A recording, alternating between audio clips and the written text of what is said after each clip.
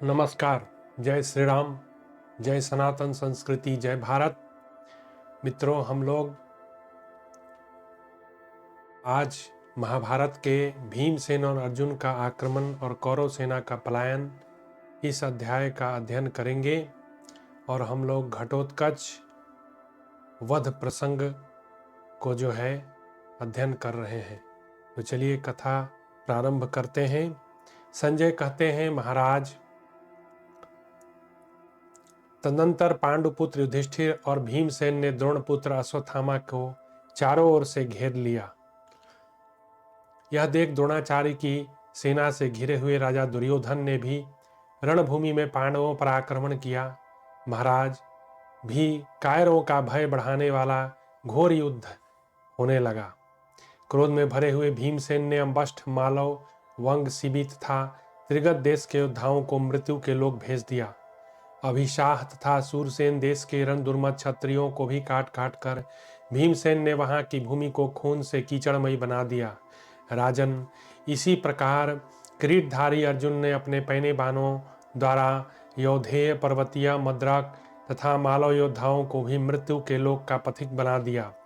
अनायास ही दूर तक जाने वाले उनके नराचों की गहरी चोट खाकर दो दांतों वाले हाथी दो शिखरों वाले पर्वतों के समान पृथ्वी पर गिर पड़ते थे। हाथियों के शुंड दंड कटकर इधर उधर तड़पते हुए ऐसे प्रतीत होते थे मानो सर्प चल रहे हों। उनके द्वारा आच्छादित हुई वहां की भूमि अद्भुत शोभा पा रही थी। प्रलय काल में सूर्य और चंद्रमा आदि ग्रहों से व्याप्त हुए द्युलोक की जैसी शोभा होती है, उसी प्रकार इधर उधर फेंके हुए राजाओं के स्वर्ण चित्रित छत्रों द्वारा उस रणभूमि की भी शोभा हो रही थी। लाल घोड़े वाले द्रोणाचार्य ने के रथ के समीप मार डालो, निर्भय होकर प्रहार करो, बाणों से बींध डालो, टुकड़े टुकड़े कर दो इत्यादि भयंकर शब्द सुनाई पड़ता था। जैसे दुर्जय महावायु मेघों को छिन्न भिन्न कर देती है, उसी प्रकार अत्यंत क्रोध में भरे हुए द्रोणाचार्य ने वायवास्त्र के द्वारा युद्ध में समस्त शत्रुओं को तहस नहस कर डाला। द्रोणाचार्य की मार खाकर भीमसेन और महात्मा अर्जुन के देखते देखते पांचाल सैनिक भय के मारे भागने लगे। तत्पश्चात अर्जुन और भीमसेन विशाल रथ समूहों से युक्त भारी सेना साथ लेकर सहसा द्रोणाचार्य की ओर लौट पड़े। अर्जुन ने द्रोणाचार्य की सेना पर दक्षिण पार्श्व से और भीमसेन ने बाएं पार्श्व से अपने बाण समूहों की भारी प्रसाप प्रारंभ कर दी। महाराज, उस समय महातेजस्वी पांचालों, सृंजयों, मत्स्यों तथा सोमकों ने भी इन्हीं दोनों के मार्ग का अनुसरण किया। राजन, इसी प्रकार प्रहार करने में कुशल आपके पुत्र के श्रेष्ठ रथी भी विशाल सेना के साथ द्रोणाचार्य के रथ के समीप जा पहुंचे। उस समय किरीटधारी अर्जुन के द्वारा मारी जाती हुई कौरव सेना अंधकार और निद्रा दोनों से पीड़ित हो पुनः भागने लगी। महाराज, द्रोणाचार्य ने तथा स्वयं आपके पुत्र ने भी उन्हें बहुतेरा रोका, तथापि उस समय आपके सैनिक रोके न जा सके। पांडुपुत्र अर्जुन के बाणों से विदीर्ण हुई वह विशाल सेना उस तिमिराच्छन्न जगत में सबोर भागने लगी। महाराज, कुछ नरेश जो सैकड़ों की संख्या में थे, अपने वाहनों को वहीं छोड़कर भय से व्याकुल हो सब ओर भाग गए। सात्यकी द्वारा सोमदत्त का वध, द्रोणाचार्य और युधिष्ठिर का युद्ध था, भगवान श्री कृष्ण का युधिष्ठिर को द्रोणाचार्य से दूर रहने का आदेश। संजय कहते हैं, महाराज, सोमदत्त को अपना विशाल धनुष हिलाते देख सात्यकी ने अपने सारथी से कहा, मुझे सोमदत्त के पास ले चलो। सूत, आज मैं रणभूमि में अपने महाबली शत्रु सोमदत्त का विरोध किए बिना वहां से पीछे नहीं लौटूंगा, मेरी यह बात सत्य है। तब सारथी ने शंख के समान श्वेत वर्ण वाले तथा संपूर्ण शब्दों का अतिक्रमण करने वाले मन के समान वेगशाली सिंधी घोड़ों को रणभूमि में आगे बढ़ाया। राजन, मन वायु के समान वेगशाली वे घोड़े युधान को उसी प्रकार ले जाने लगे जैसे पूर्व काल में दैत्यवध के लिए उद्यता देवराज इंद्र को उनके घोड़े ले गए थे। वेगशाली सात्यकी को रणभूमि में अपनी ओर आते देख महाबाहु सोमदत्ता बिना किसी घबराहट के उनकी ओर लौट पड़े। वर्षा करने वाले मेघ की भांति बाण समूहों की वृष्टि करते हुए सोमदत्त ने जैसे बादल सूर्य को ढक लेता है, उसी प्रकार सिनीपुत्र सात्यकी को आच्छादित कर दिया। भरतश्रेष्ठ, उस सम्रांगण में संभ्रम रहित सात्यकी ने भी अपने बाण समूहों द्वारा सब ओर से कुरुप्रवर सोमदत्त को आच्छादित कर दिया। राजन, फिर सोमदत्त ने सात्यकी की छाती में 60 बाण मारे और सात्यकी ने भी उन्हें तीखे बाणों से छत विछत कर दिया। वे दोनों नरश्रेष्ठ एक दूसरे के बाणों से घायल होकर वसंत ऋतु में सुंदर पुष्प वाले 2 विकसित पलाश वृक्षों के समान शोभा पा रहे थे। रथ मंडल के मार्ग पर विचरते हुए वे दोनों शत्रु दमनवीर वर्षा करने वाले 2 बादलों के समान भयंकर रूप धारण किए थे। राजेंद्र, उनके शरीर बाणों से छत विछत होकर सब और खंडित हो बाण विद्ध हिंसक पंशुओं के समान दिखाई दे रहे थे। राजन, स्वर्णमय पंख वाले बाणों से व्याप्त होकर वे दोनों योद्धा वर्षा काल में जुगनुओं से व्याप्त हुए 2 वृक्षों के समान सुशोभित हो रहे थे। उन दोनों महारथियों के सारे अंग उन बाणों से उद्भासित हो रहे थे, इसलिए वे दोनों रणक्षेत्र में उल्काओं से प्रकाशित एवं क्रोध में भरे हुए 2 महारथियों के समान दिखाई देते थे। महाराज, तदनंतर युद्ध स्थल में महारथी सोमदत्त ने अर्धचंद्राकार बाण से सात्यकी के विशाल धनुष को काट दिया और तत्काल ही उन पर 25 बाणों का प्रहार किया।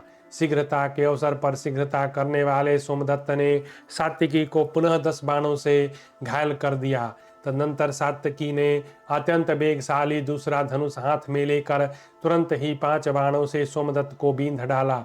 राजन, फिर सात्यकी ने हंसते हुए से रणभूमि में एक दूसरे भल्ल के द्वारा बहलिक पुत्रा सोमदत्त के स्वर्णमय ध्वज को काट दिया। ध्वज को गिराया हुआ देख संभ्रम रहित सोमदत्त ने सात्यकी के शरीर में 25 बाण चुन दिए। तब रण क्षेत्र में कुपित हुए सात्यकी ने भी तीखे छुरप नामक भल्ल से धनुर्धर सोमदत्त के धनुष को काट दिया। राजन, तत्पश्चात उन्होंने झुकी हुई गांठ और स्वर्णमय पंख वाले 100 बाणों से टूटे दांतों वाले हाथी के समान सोमदत्त के शरीर को अनेक बार बींध दिया। इसके बाद महारथी महाबली सोमदत्त ने दूसरा धनुष लेकर सात्यकी को बाणों की वर्षा से ढक दिया। उस युद्ध में क्रुद्ध हुए सात्यकी ने सोमदत्त को गहरी चोट पहुंचाई और सोमदत्त ने भी अपने बाण समूह द्वारा सात्यकी को पीड़ित कर दिया। उस समय भीमसेन ने सात्यकी की सहायता के लिए सोमदत्त को 10 बाण मारे।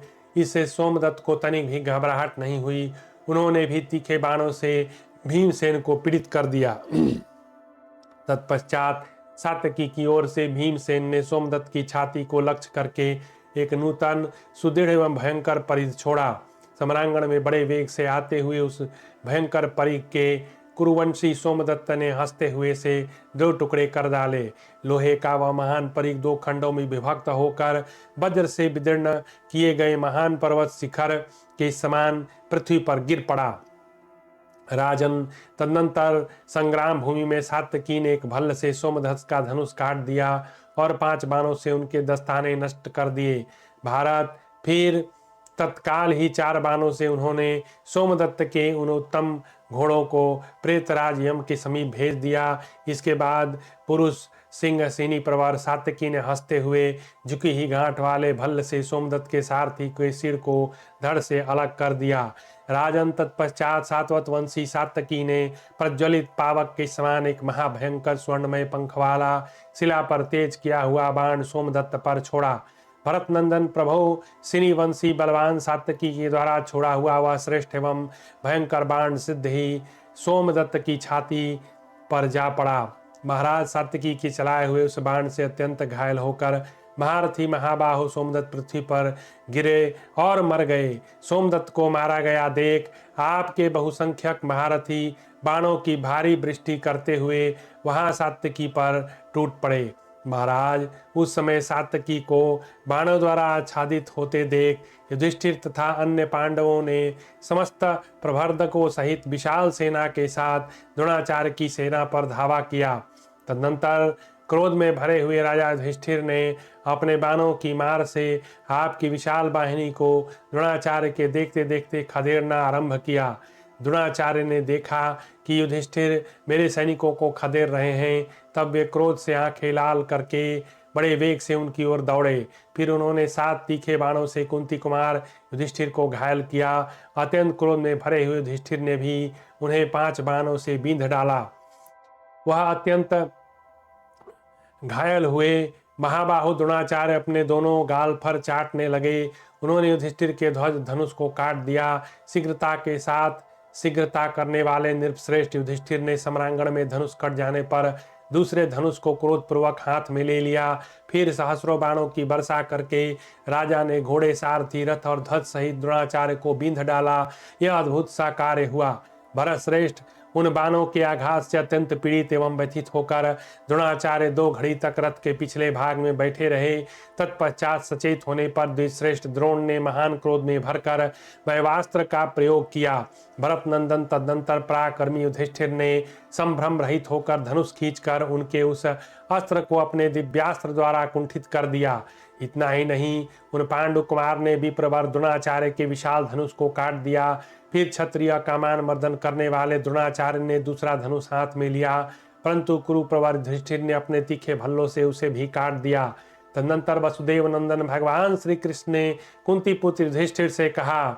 भगवान कृष्ण बोले, महाबाहु युधिष्ठिर, मैं तुमसे जो कह रहा हूं उसे सुनो। भरत श्रेष्ठ, तुम युद्ध में द्रोणाचार्य से अलग रहो, क्योंकि द्रोणाचार्य युद्ध स्थल में सदा तुम्हें कैद करने के प्रयत्न में रहते हैं। अतः तुम्हारे साथ इनका युद्ध उचित नहीं मानता। जो इनके विनाश के लिए उत्पन्न हुआ है वही इन्हें मारेगा। तुम अपने गुरुदेव को छोड़कर जहाँ राजा दुर्योधन है वहाँ जाओ, क्योंकि राजा को राजा के साथ युद्ध करना चाहिए। जो राजा नहीं है उसके साथ उसका युद्ध अभिष्ट नहीं। अतः कुंती नंदन, तुम हाथी, घोड़े और रथों की सेना से घिरे रहकर वहीं जाओ। तब तक मेरे साथ रहकर अर्जुन तथा रथियों में सिंह के समान पराक्रमी भीमसेन कौरवों के साथ युद्ध करते हैं। भगवान कृष्ण का वचन सुनकर धर्मराज युधिष्ठिर ने 2 घड़ी तक उस दारुण युद्ध में के विषय में सोचा। फिर वे तुरंत वहां चल दिए जहां शत्रुओं का संहार करने वाले भीमसेन आपके योद्धाओं का वध करते हुए मुंह फैलाए यमराज के समान खड़े थे। पांडुनंदन युधिष्ठिर अपने रथ की भारी गड़गड़ाहट से भूतल को उसी प्रकार प्रतिध्वनित कर रहे थे जैसे वर्षा काल में गरजता हुआ मेघ 10 दिशाओं को गुंजा देता है। उन्होंने शत्रुओं का संहार करने वाले भीमसेन के पार्श्व भाग की रक्षा का भार ले लिया। उधर द्रोणाचार्य भी रात्रि के समय पांडव तथा पांचाल सैनिकों का संहार करने लगे। कौरवों और पांडवों की सेनाओं में मशालों का प्रकाश।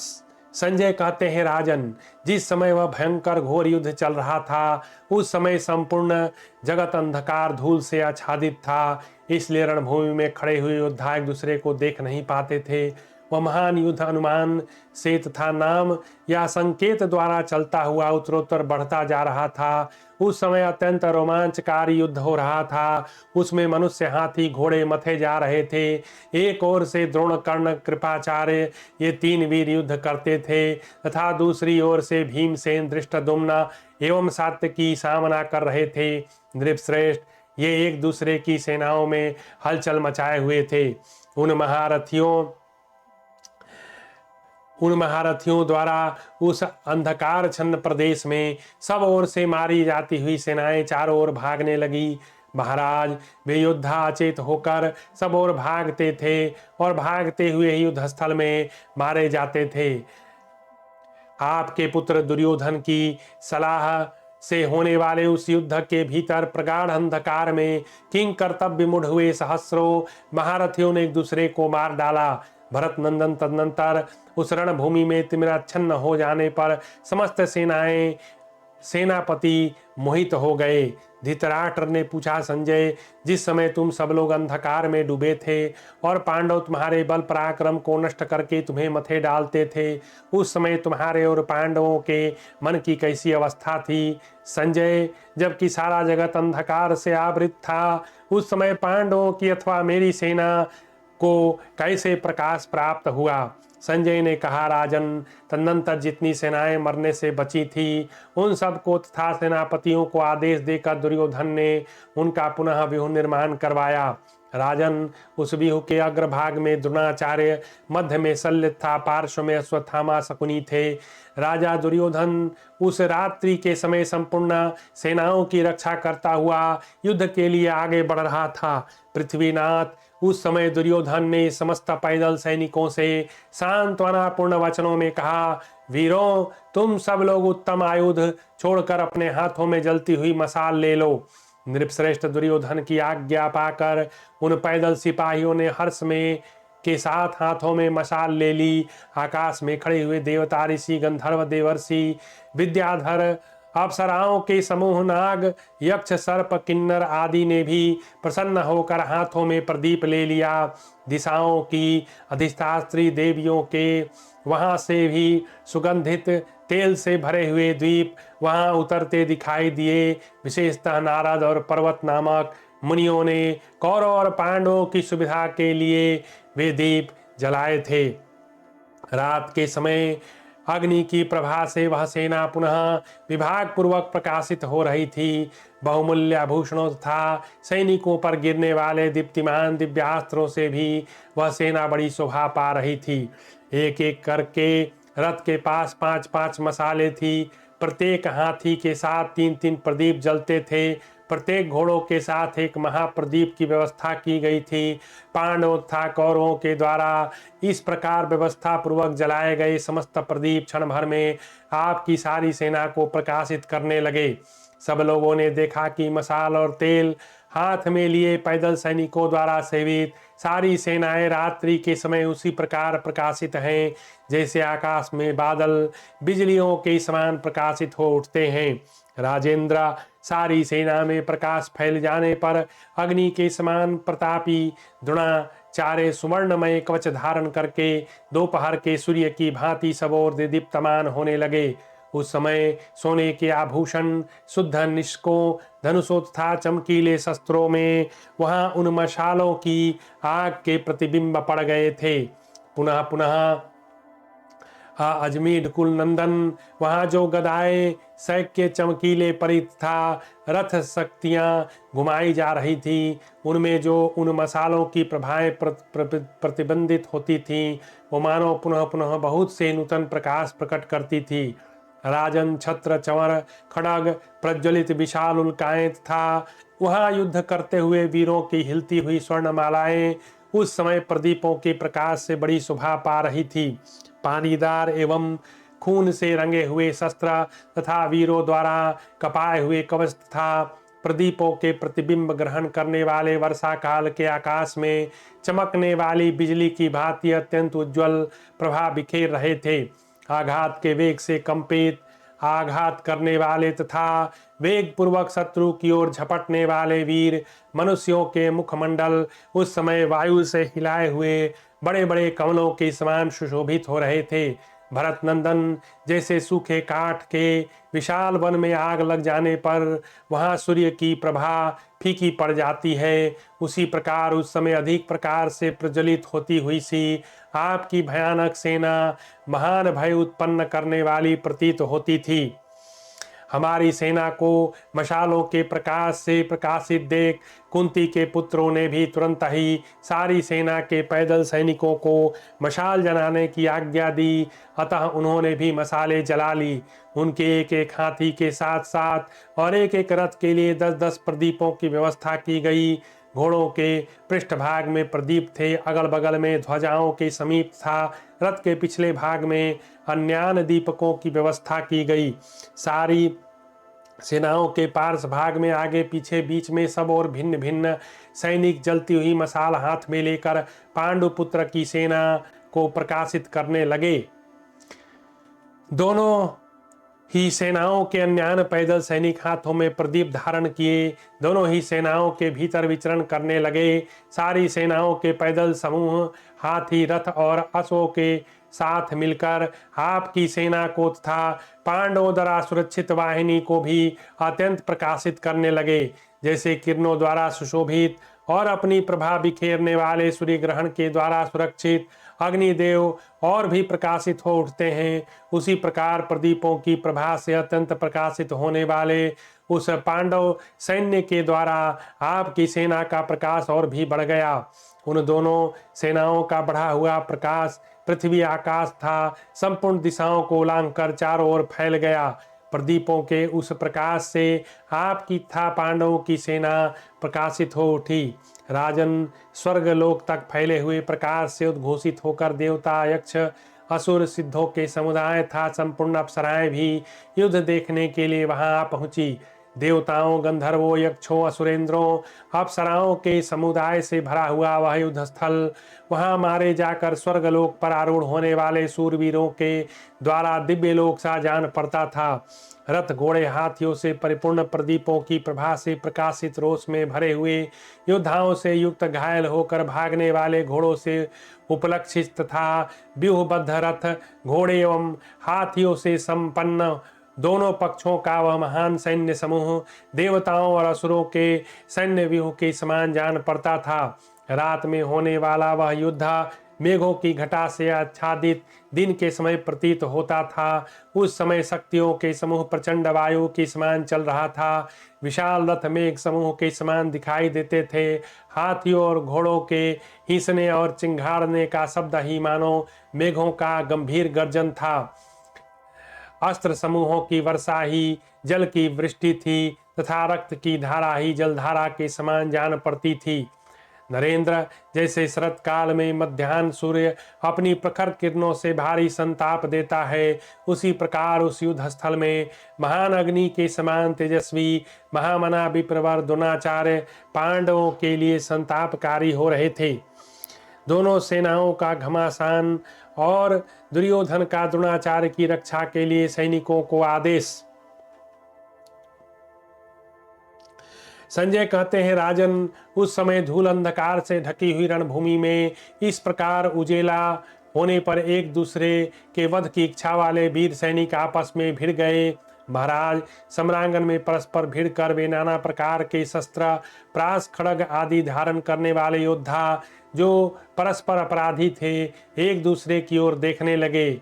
चारों ओर हजारों मसाले जल रही थी। उनके डंडे सोने के बने थे, उनमें रत्न जड़े थे। उन मसालों पर सुगंधित तेल डाला जाता था। भारत, उन्हीं में देवताओं और गंधर्वों के भी द्वीप आदि जल रहे थे, जो अपनी विशेष प्रभा के कारण अधिक प्रकाशित हो रहे थे। उनके द्वारा उस समय रणभूमि नक्षत्रों से आकाश की भांति सुशोभित हो रही थी। सैकड़ों प्रज्वलित उल्काओं से वह रणभूमि ऐसी शोभा पा रही थी मानो प्रलय काल में वह सारी पृथ्वी दग्ध हो रही हो। उन प्रदीपों से सब और सारी दिशाएं ऐसे प्रदीप्त हो उठी मानो वर्षा काल के सायंकाल में जुगनियों से घिरे हुए वृक्ष जगमगा रहे हों। उस समय वीरगण विपक्षी वीरों के साथ पृथक पृथक भिड़ गए।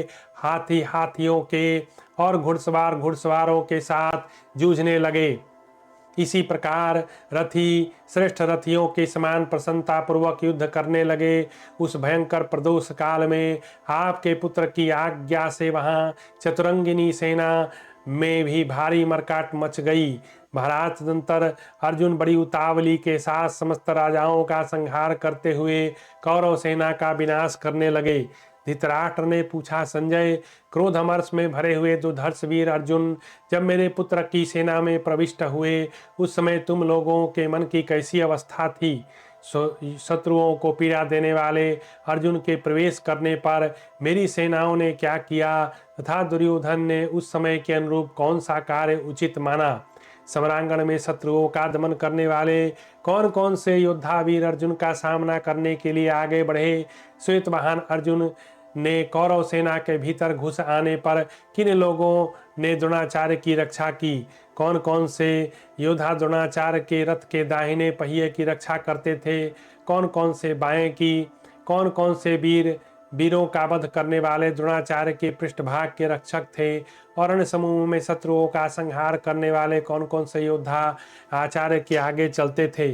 महाधनुधर पराक्रमी एवं किसी से न पराजित होने वाले पुरुष सिंह द्रोणाचार्य ने रथ के मार्गों पर नृत्य सा करते हुए वहां पांचालों की सेना में प्रवेश किया। जिन आचार्य द्रोण ने क्रोध में भरे हुए अग्निदेव के समान अपने बाणों की ज्वाला से पांचाल महारथियों के समुदाय को जलाकर भस्म कर दिया, वे कैसे मृत्यु को प्राप्त हुए? सूत, तुम मेरे शत्रुओं को व्यग्रता रहित, अपराजित, हर्ष और उत्साह से युक्त तथा संग्राम में वेग पूर्वक आगे बढ़ने वाले ही बता रहे हो, परंतु मेरे पुत्रों की ऐसी अवस्था नहीं बताते। सभी युद्ध में मेरे पक्ष के रथियों को तुम हताहत छिन्न भिन्न तितर बितर था रथहीन हुआ बता रहे हो। संजय कहते हैं, कुरुनंदन महाराज, युद्ध की इच्छा वाले द्रोणाचार्य का मत जानकर दुर्योधन ने उस रात में अपनी वशवर्ती भाइयों से तथा कर्ण, वृषसेन, मदराज, शल्य, दुर्धर्ष, दीर्घबाहु तथा जो जो उनके पीछे चलने वाले थे उन सब से इस प्रकार कहा।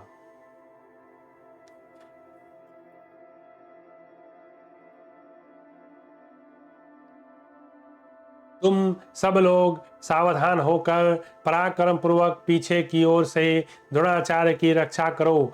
कृतवर्मा उनके दाहिने पहिए की तथा राजा शल्य बाएं की रक्षा करें। राजन, त्रिगतों के जो सूरवीर महारथी मरने से शेष रह गए थे उन सब को आपके पुत्र ने द्रोणाचार्य के आगे चलने की आज्ञा दी और कहा, आचार्य पूर्णतः सावधान हैं। पांडव भी विजय के लिए विशेष यत्नशील एवं सावधान हैं। तुम लोग रणभूमि में शत्रु सैनिकों का संहार करते हुए आचार्य की पूरी सावधानी के साथ रक्षा करो, क्योंकि द्रोणाचार्य बलवान प्रतापी, युद्ध में शीघ्रता पूर्वक हाथ चलाने वाले, वे संग्राम में देवताओं को परास्त कर सकते हैं। फिर कुंती के पुत्रों और सोमकों की बात ही क्या है। इसलिए तुम सब महारथी एक साथ होकर पूर्णतः प्रयत्नशील रहते हुए पांचाल महारथी धृष्टद्युम्न से द्रोणाचार्य की रक्षा करो। हम पांडवों की सेनाओं में धृष्टद्युम्न के सिवा ऐसे किसी वीर नरेश को नहीं देखते जो रण क्षेत्र में द्रोणाचार्य के साथ युद्ध कर सके। अतः मैं सब प्रकार से द्रोणाचार्य की रक्षा करना ही इस समय आवश्यक कर्तव्य मानता हूँ। वे सुरक्षित रहें और पांडवों, सृंजयों और सौमकों का भी संहार कर सकते हैं। युद्ध के मुहाने पर सारे सृंजयों के मारे जाने पर अश्वत्थामा रणभूमि में धृष्टद्युम्न को भी मार डालेगा, इसमें संशय नहीं। योद्धाओं, इसी प्रकार कर्ण अर्जुन का वध कर डालेगा तथा रण यज्ञ की दीक्षा लेकर युद्ध करने वाला मैं भीमसेन को और तेजोहीन हुए दूसरे पांडवों को बलपूर्वक जीत लूंगा। इस प्रकार अवश्य ही मेरी यह विजय चिरस्थायी होगी। अतः तुम सब लोग मिलकर संग्राम में महारथी द्रोण की रक्षा करो। भरतश्रेष्ठ, ऐसा कहकर आपके पुत्र दुर्योधन ने उस भयंकर अंधकार में आपकी सेना को युद्ध के लिए आज्ञा दी। भरत सत्तम, फिर तो रात्रि के समय दोनों सेनाओं में एक दूसरे को जीतने की इच्छा से घोर संग्राम शुरू हुआ। अर्जुन कौरव सेना पर, कौरव सैनिक अर्जुन पर नाना प्रकार के शस्त्र समूहों की वर्षा करते हुए पीड़ा देने लगे।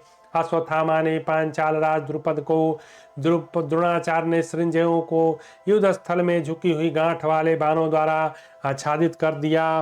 भारत, एक ओर से पांडव पांचाल सैनिकों का और दूसरी ओर से कौरव योद्धाओं का जो एक दूसरे को गहरी चोट पहुंचा रहे थे, घोर आर्तनाद सुनाई पड़ता था।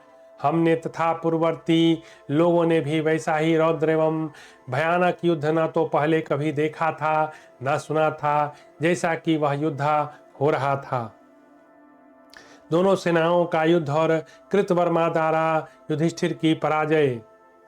संजय कहते हैं, प्रजानाथ, जब संपूर्ण भूतों का विनाश करने वाला भयंकर युद्ध रात्रि युद्ध आरंभ हुआ, उस समय धर्मपुत्र युधिष्ठिर ने पांडवों, पांचालों और सोमकों से कहा, दौड़ो, द्रोणाचार्य पर ही इन्हें मार डालने की इच्छा से आक्रमण करो। राजन, राजा युधिष्ठिर के आदेश से पांचाल और सृंजय भयानक गर्जना करते हुए द्रोणाचार्य पर ही टूट पड़े। वे सब के सब अमरस में भरे हुए थे और युद्धस्थल में अपनी शक्ति, उत्साह, धैर्य के अनुसार बारंबार गर्जना करते हुए द्रोणाचार्य पर चढ़ाए। जैसे मतवाला हाथी किसी मतवाले हाथी पर आक्रमण कर रहा हो, उसी प्रकार युधिष्ठिर को द्रोणाचार्य पर धावा करते देख हरिदक पुत्र कृतवर्मा ने आगे बढ़कर उन्हें रोका। राजन, युद्ध के मुहाने पर चारों ओर बाणों की बौछार करते हुए शनिपौत्र सात्यकी पर कुरुवंशी भूरी ने धावा किया।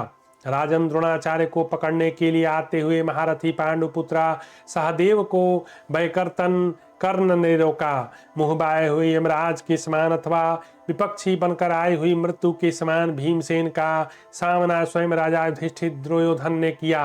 राजन, संपूर्ण युद्ध कला में कुशल योद्धाओं में श्रेष्ठ नकुल को सुबल पुत्र शकुनी ने शीघ्रता पूर्वक आकर रोका। नृपश्रेष्ठ, रथ से आते हुए रथियों में श्रेष्ठ शिखंडी को युद्ध स्थल में शरद्वान के पुत्र कृपाचार्य ने रोका। महाराज, मयूर के समान रंग वाले घोड़ों द्वारा आते हुए प्रत्नशील प्रतिबिंध को दुशासन ने यत्नपूर्वक रोका। राजन, सैकड़ों मायाओं के प्रयोग में कुशल भीमसेन कुमार राक्षस घटोत्कच को आते देख अश्वत्थामा ने रोका।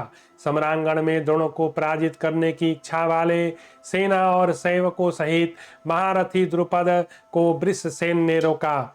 महाराज, द्रोण को मारने के उद्देश्य से शीघ्रता पूर्वक आते हुए राजा विराट को अत्यंत क्रोध में भरे हुए मदराज शल्य ने रोक दिया। द्रोणाचार्य के वध की इच्छा से रणक्षेत्र में वेग पूर्वक आते हुए नकुल पुत्र शतानीक को चित्रसेन ने अपने बाणों द्वारा तुरंत रोक दिया। महाराज, कौरव सेना पर धावा करते हुए योद्धाओं में श्रेष्ठ महारथी अर्जुन को राक्षस राज अलम्बुस ने रोका। इसी प्रकार रणभूमि में शत्रु सैनिकों का संहार करने वाले हर्ष उत्साह से युक्त महाधनुर्धर द्रोणाचार्य को पांचाल राजकुमार धृष्टद्युम्न ने आगे बढ़ने से रोक दिया। राजन, इसी तरह आक्रमण करने वाले पांडव पक्ष के अन्य महारथियों को आपकी सेना के महारथियों ने बलपूर्वक रोका। उस महासमर में सैकड़ों हजारों हाथी सवार तुरंत ही विपक्षी गजारहियों से भिड़कर परस्पर जूझने और सैनिकों को रौंदने लगे।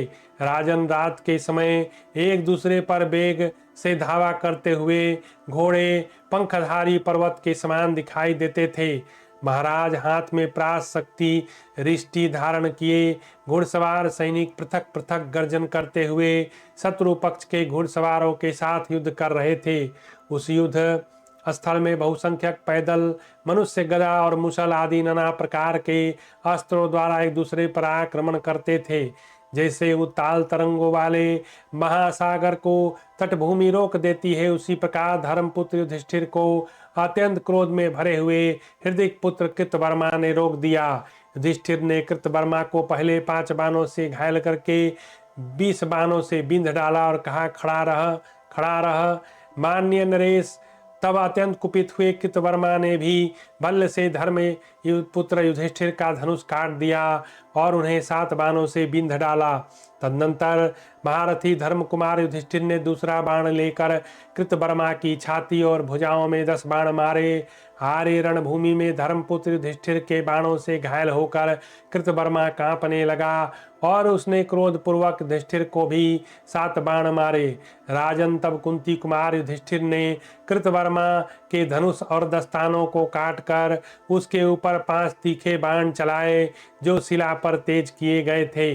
जैसे सर्प बाबी में घुस जाते हैं, उसी प्रकार वे बाण कृतवर्मा के स्वर्ण जटित बहुमूल्य कवचों को छिन्न भिन्न करके धरती फाड़ कर उसके भीतर घुस गए।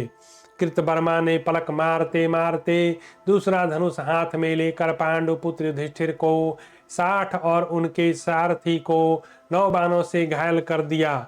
भरतश्रेष्ठ, तब अमेय आत्मबल से संपन्न पांडुनंदन युधिष्ठिर ने अपने विशाल धनुष को रथ पर रखकर कृतवर्मा पर एक सर्पाकार शक्ति चलाई। पांडु कुमार युधिष्ठिर की चलाई हुई वह स्वर्ण चित्रित विशाल शक्ति कृतवर्मा की दाहिनी भुजा को छेद कर धरती में समा गई। इसी प्रकार युधिष्ठिर ने पुनः धनुष हाथ में लेकर झुकी हुई गांठ वाले बाणों द्वारा कृतवर्मा को ढक दिया। फिर तो वृष्णि वंश के सूरवीर श्रेष्ठ महारथी कृतवर्मा ने समरांगण में आधे निमेष में ही युधिष्ठिर को घोड़ों, सारथी और रथ से हीन कर दिया। तब ज्येष्ठ पांडव युधिष्ठिर ने ढाल तलवार हाथ में ले ली, किंतु कृतवर्मा ने रणक्षेत्र में तीखे बाण मारकर उनके उस खड्ग को नष्ट कर दिया। तब युद्ध स्थल में कृतवर्मा ने सैकड़ों बाणों से धर्मपुत्र युधिष्ठिर को ढक दिया और अत्यंत कुपित होकर उसने उनके कवच को तीखे बाणों से विदीर्ण कर डाला। राजन, कृतवर्मा के बाणों से आच्छादित हुआ वह बहुमूल्य कवच आकाश में तारों के समुदाय की भांति रणभूमि में बिखर गया। इस प्रकार धनुष कट जाने, रथ नष्ट होने, कवच छिन्न भिन्न हो जाने पर बाणों से पीड़ित हुए धर्मपुरुष युधिष्ठिर तुरंत ही युद्ध से पलायन कर गए। धर्मात्मा युधिष्ठिर को जीतकर कृतवर्मा पुनः महात्मा द्रोण के रथ चक्र की रक्षा करने लगा। सात्यकी द्वारा भूरि का वध, घटोत्कच और अश्वत्थामा का युद्ध तथा भीम के साथ दुर्योधन का युद्ध एवं दुर्योधन का पलायन। संजय कहते हैं, राजन, जैसे कोई हाथी को उसके निकलने के स्थान से रोक दे, उसी प्रकार भूरि ने आक्रमण करते हुए रथियों में श्रेष्ठ सात्यकी को समरभूमि में आगे बढ़ने से रोक दिया। यह देख सात्यकी कुपित हो उठे और उन्होंने 5 तीखे बाणों से भूरि की छाती छेद डाली। इससे रक्त की धारा बहने लगी। इसी प्रकार युद्ध स्थल में कुरुवंशी भूरि ने भी रणदुर्मद सात्यकी की छाती में 10 तीखे बाणों द्वारा गहरी चोट पहुंचाई। महाराज, उन दोनों के नेत्र क्रोध में लाल हो रहे थे। वे दोनों ही रोष से अपने अपने धनुष खींचकर बाणों की वर्षा से एक दूसरे को घायल कर रहे थे। राजेंद्र, उन दोनों पर अस्त्र शस्त्रों की अत्यंत भयंकर वर्षा हो रही थी। ये यम और अंतक के समान कुपित हो परस्पर बाणों का प्रहार कर रहे थे। राजन, वे दोनों ही एक दूसरे को बाणों द्वारा आच्छादित करके खड़े थे। वे दोनों 2 घड़ी तक उनमें समान रूप से युद्ध चलता रहा। महाराज, तब क्रोध में भरे हुए सात्यकी ने हंसते हुए से सम्रांगण में महामना कुरुवंशी भूरि के धनुष को काट दिया। धनुष कट जाने पर उसकी छाती में सात्यकी ने तुरंत ही 9 तीखे बाण मारे और कहा, खड़ा रह। बलवान शत्रु के आघात से अत्यंत घायल हुए शत्रुतापन भूरि ने दूसरा धनुष हाथ में लेकर सात्यकी को गहरी चोट पहुंचाई। प्रजानाथ, 3 बाणों से ही सात्यकी को घायल करके भूरि ने हंसते हुए से अत्यंत तीखे भल द्वारा उनके धनुष को काट दिया।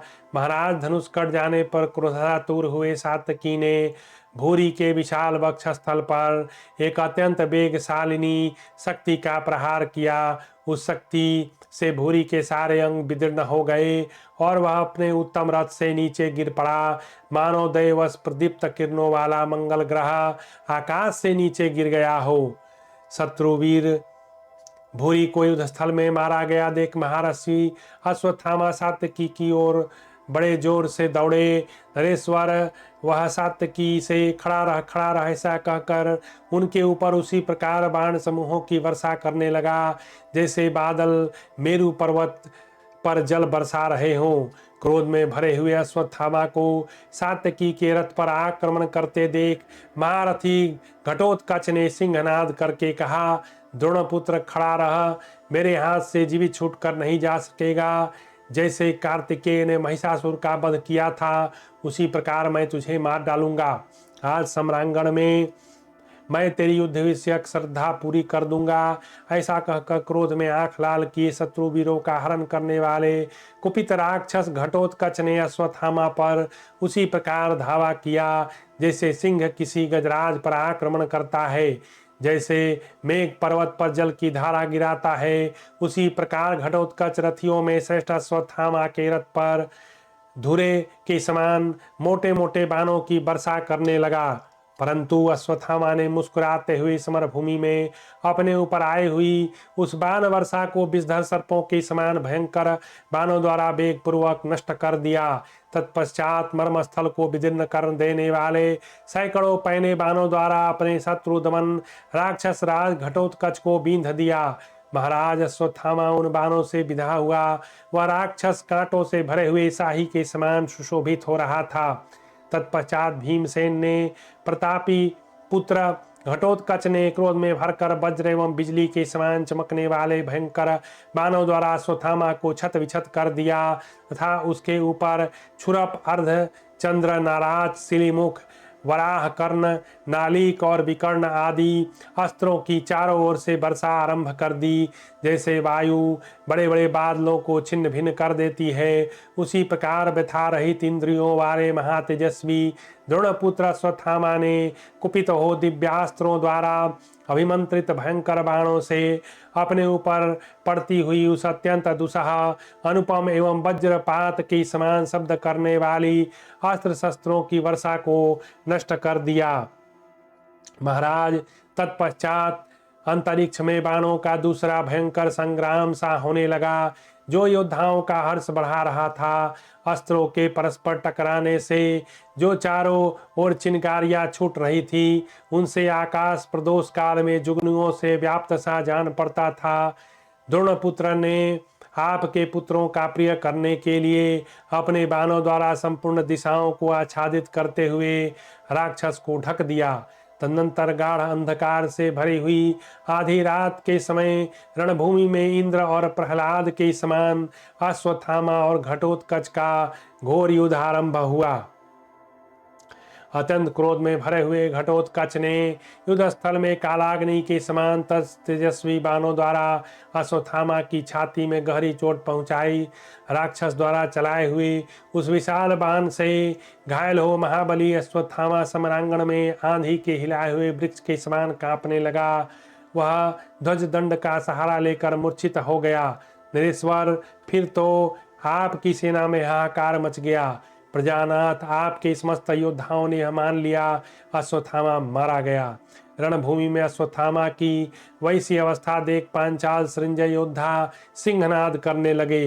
तदनंतर सचेत हो महाबली शत्रु सुदन अश्वत्थामा ने बाएं हाथ से धनुष को दबाकर कान तक खींचते हुए धनुष से घटोत्कच को लक्ष्य करके यमदंड के समान भयंकर उत्तम बाण छोड़ दिया। पृथ्वी पते वह उत्तम भयंकर बाण उस राक्षस की छाती को छेद कर पंख सहित पृथ्वी में घुस गया। महाराज, युद्ध में शोभा पाने वाले अश्वत्थामा द्वारा अत्यंत घायल हुआ महाबली राक्षस राज घटोत्कच रथ के पिछले भाग में बैठ गया। हिडिम्ब कुमार को मूर्छित देख उसका सारथी घबरा गया। तुरंत ही उसे संग्राम से विशेषतः अश्वत्थामा के निकट से दूर हटा ले गया। उस समय रणभूमि में राक्षस राज घटोत्कच को घायल करके महारथी द्रोणपुत्र ने बड़े जोर से गर्जना की। भरत नंदन, उस समय संपूर्ण योद्धाओं तथा आपके पुत्रों द्वारा पूजित हुआ अश्वत्थामा अपने शरीर से मध्याह्न काल के सूर्य की भांति अत्यंत प्रकाशित हो रहा था। द्रोणाचार्य के रथ की ओर आते हुए युद्ध प्रायण भीमसेन को स्वयं राजा दुर्योधन ने पैने बाणों से बींध डाला। माननीय नरेश, तब भीमसेन ने भी दुर्योधन को 10 बाणों से घायल किया। फिर दुर्योधन ने भी 20 बाण मारे। जैसे कभी कभी चंद्रमा और सूर्य आकाश में मेघों के समूह से आच्छादित होते हुए देखे जाते हैं, उसी प्रकार समरांगण में वे दोनों वीर सहायक समूहों से आच्छन्न दिखाई देते थे। भरत श्रेष्ठ राजा दुर्योधन ने भीमसेन को 5 बाणों से घायल कर दिया और कहा, खड़ा रह। तब भीमसेन ने 10 बाण मारकर उसके धनुष और ध्वज काट डाले और झुकी हुई गांठ वाले 90 बाणों से कौरव श्रेष्ठ दुर्योधन को गहरी चोट पहुंचाई। तत्पश्चात भरत से दुर्योधन ने कुपित हो दूसरा विशाल धनुष हाथ में लेकर युद्ध के मुहाने पर संपूर्ण धनुर्धरों के देखते देखते पैने बाणों द्वारा भीमसेन को पीड़ा देना आरंभ की। दुर्योधन के धनुष से छूटे हुए उन सभी बाणों को नष्ट करके भीमसेन ने उस कौरव नरेश को 25 बाण मारे। आर्य, इससे दुर्योधन अत्यंत कुपित हो गया और उसने छुरप से भीमसेन का धनुष काटकर उसे 10 बाणों से घायल कर दिया। तब महाबली भीमसेन ने दूसरा धनुष हाथ में लेकर ही कौरव नरेश को 7 तीखे बाणों से बींध डाला। दुर्योधन ने शीघ्रतापूर्वक हाथ चलाने वाले कुशल योद्धाओं की भांति भीमसेन के उस धनुष को शीघ्र काट दिया। महाराज, भीमसेन के हाथ में लिए हुए दूसरे, तीसरे, चौथे, 5वें धनुष को भी विजय से उल्लसित होने वाले आपके मदोन्मत्त पुत्र ने काट डाला। इस प्रकार बारंबार धनुष कट जाने पर भीमसेन ने समरभूमि में संपूर्णता लोहे की बनी हुई सुंदर शक्ति चलाई, जो मौत की सगी बहिन के समान जान पड़ती थी। वह आग की ज्वाला के समान प्रकाशित थी। आकाश में सीमंत की रेखा बनाती हुई अग्नि के समान दीप्तमान होने वाली उस शक्ति के अपने पास आने से पहले ही कौरव नरेश ने 3 टुकड़े कर दिए। संपूर्ण योद्धाओं तथा महामना भीमसेन के देखते देखते कार्य हो गया। महाराज, तब भीमसेन ने अपनी अत्यंत तेजस्वी गदा को बड़े वेग से घुमाकर दुर्योधन पर दे मारा। युद्ध स्थल में उस गदा ने सहसा आपके पुत्र के चारों घोड़ों सारथी रथ का भी मर्दन कर दिया। राजेंद्र, उस समय आपका पुत्र भीमसेन से भयभीत हो पहले ही भागकर महामना नंदक के रथ पर जा बैठा। उस समय भीमसेन ने आपके महारथी पुत्र को मारा गया मानकर रात के समय कौरवों को डांट बताते हुए बड़े जोर से सिंहनाद किया। आपके सैनिकों ने भी राजा दुर्योधन को मरा हुआ मान लिया। अतः वे सब ओर जोर जोर से हाहाकार करने लगे। राजन, उस भयभीत हुए संपूर्ण योद्धाओं का आर्तनाद तथा महामनस्वी भीमसेन की गर्जन सुनकर दुर्योधन को मरा हुआ मान राजा युधिष्ठिर बड़े वेग से स्थान पर पहुँचे जहाँ कुंती कुमार भीमसेन दहाड़ रहे थे। प्रजानाथ फिर तो पांचाल मत्स्य के कई सृंजय योद्धा युद्ध की इच्छा से पूर्ण उद्योग करके द्रोणाचार्य पर टूट पड़े। वहां शत्रुओं के साथ द्रोणाचार्य का बड़ा भारी संग्राम हुआ। सब लोग घोर अंधकार में डूबकर एक दूसरे पर घातक प्रहार कर रहे थे। इस प्रकार श्री महाभारत द्रोण पर्व के अंतर्गत घटोत्कच वध पर्व में रात्रि के प्रसंग में दुर्योधन का पलायन विषयक 166वां अध्याय पूरा हुआ और आज की कथा हम यहीं समाप्त करते हैं। जय श्री राम।